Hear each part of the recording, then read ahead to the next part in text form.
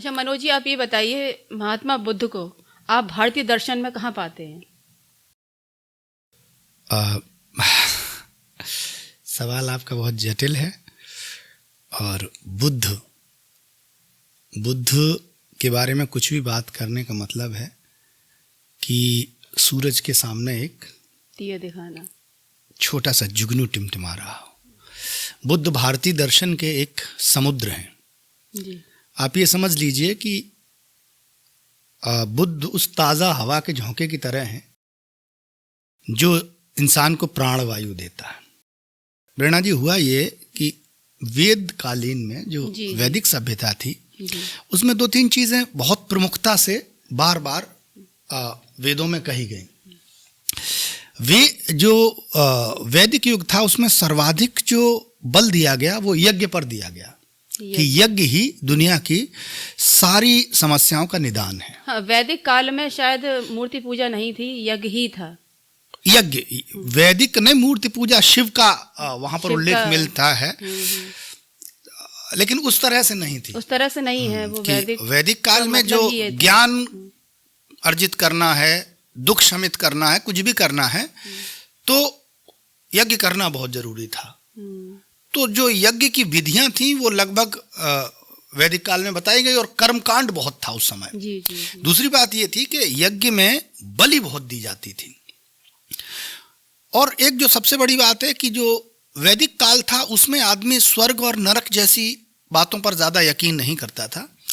वैदिक लोग, जो आर्य लोग थे, वो बड़े कर्मठ थे और जीवट लोग थे। जीवट लोग थे। और तो वो ये स्वर्ग नरक और जीवन में मतलब दुख वाला पोर्शन वहाँ पर नहीं था। तो जब लोग जीते जीते वैदिक काल को समझने लगे तो उनको लगा कि दुख का तो कोई निवारण ही नहीं है, यहाँ तो सिर्फ पूजा पाठ और हवन यही होता रहेगा, इससे जो जीवन के आगे का रास्ता था वो नहीं दिख रहा था। तो ऐसे में बुद्ध आए और बुद्ध ने वो जो कर्मकांड था उसको ये बताया कि इसकी कोई ज़रूरत नहीं है। दूसरी बात ये है कि जो यज्ञ हवन इत्यादि है, तो बुद्ध ने ये कहा कि जीवन जो है सिर्फ कर्मवाद पर निर्भर है। उन्होंने जो 4 आर्य सत्य बताए, वैदिक काल में जो दुख वाली बात नहीं थी, यहाँ पर उन्होंने कहा कि दुख तो हर मनुष्य के जीवन में है।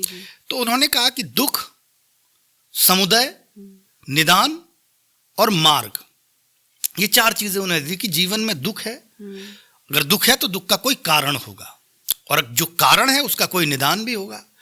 और उस निदान के लिए जो मार्ग उन्होंने बताए वो अष्टांगिक मार्ग करके बुद्ध ने बताए। दूसरी बात, वेद जो थे वो 7 जन्मों में यकीन करते थे। वो कहते थे कि बार बार जीवन, इस जन्म में कुछ कर लो, अगर पाप भी किया है तो देवता माफ कर देगा। बुद्ध ऐसा नहीं कहते हैं। बुद्ध कहते हैं कि एक ही जीवन मिलेगा। पुनर्जन्म को बुद्ध भी मानते हैं, लेकिन वो इस दृष्टि से नहीं मानते। वो ये मानते हैं कि आप जो भी कर्म करेंगे उसका परिणाम आपको मिलेगा। तो इसलिए इस एक जीवन में इतना अच्छे कर्म करो, इतना सात्विक जीवन जियो कि आप जो निर्वाण, जो उपनिषद में मोक्ष जिसको कहा गया है, वेद में ये परिकल्पना मोक्ष वाली नहीं थी। तो निर्वाण तक लाने के लिए बुद्ध ने कर्म को प्रधान बताया। उन्होंने कर्म के बाद की जो बातें थी, जैसे किसी उनके एक शिष्य ने उनसे पूछा कि मरने के बाद आदमी कहाँ जाता है, तो बुद्ध ने कहा तुमको क्या करना है, मरने के बाद कहीं भी जाओ, क्या फर्क पड़ता है, अच्छा करोगे बस, तो जो करोगे वो यहीं करोगे। तो बुद्ध ने एक जीवन को इतना मतलब एक इस तरह से स्थापित करने का प्रयत्न किया कि जीवन में अच्छे कर्म करो। दूसरी बात, जो बलि वाला पक्ष था वैदिक युग में, वो बुद्ध ने उसका विरोध किया। उन्होंने कहा कि अहिंसा जो है वो परम धर्म है। तो ये कुछ चीजें थी, तो बुद्ध ने बंद दरवाजे खोल दिए।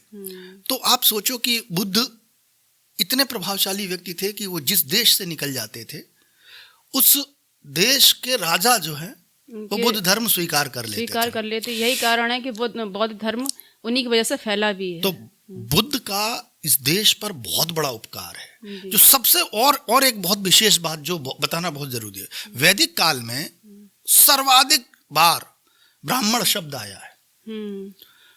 तो बुद्ध कहते थे, वेद ये मानते थे कि जो 4 वर्ण हैं, तो वेद ये माना करते थे कि जो उच्च वर्ग है वो सारी जो चीजें हैं वो ब्राह्मण के अधीन होनी चाहिए।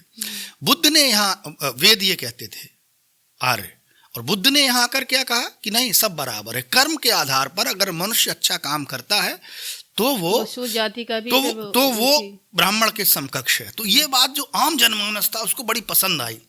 जो लोग सदियों से, सैकड़ों वर्षों से, हजारों वर्षों से दबे कुचले थे, उनको एक हवा का झोंका ऐसा मिल गया, उनको खुद को स्थापित करने का मौका मिल गया, और वो पागलों की तरह बुद्धिज्म की ओर चलते चले गए। अगर बुद्ध का युग हटा दिया जाए भारतीय दर्शन से, तो भारतीय दर्शन बहुत ही अपूर्ण हो जाएगा, बहुत अपूर्ण, मतलब नगण्य के समान है कि बस बुद्ध के बिना भारतीय दर्शन की कल्पना नहीं की जा सकती है। तो एक तरह से बुद्ध का बहुत बड़ा उपकार है भारतीय दर्शन में और भारत देश पर, और हम लोग इस मामले में सौभाग्यशाली हैं कि बुद्ध हमारे यहाँ पैदा हुए। बुद्ध हमारे यहाँ पैदा हुए, हम लोग इस बारे में सौभाग्यशाली हैं। ये बात आप बिल्कुल सही कह रहे हैं। और जहाँ तक बुद्ध को जो मानते हैं और जो नहीं भी मानते हैं, सभी उनका आदर करते हैं, सम्मान करते हैं।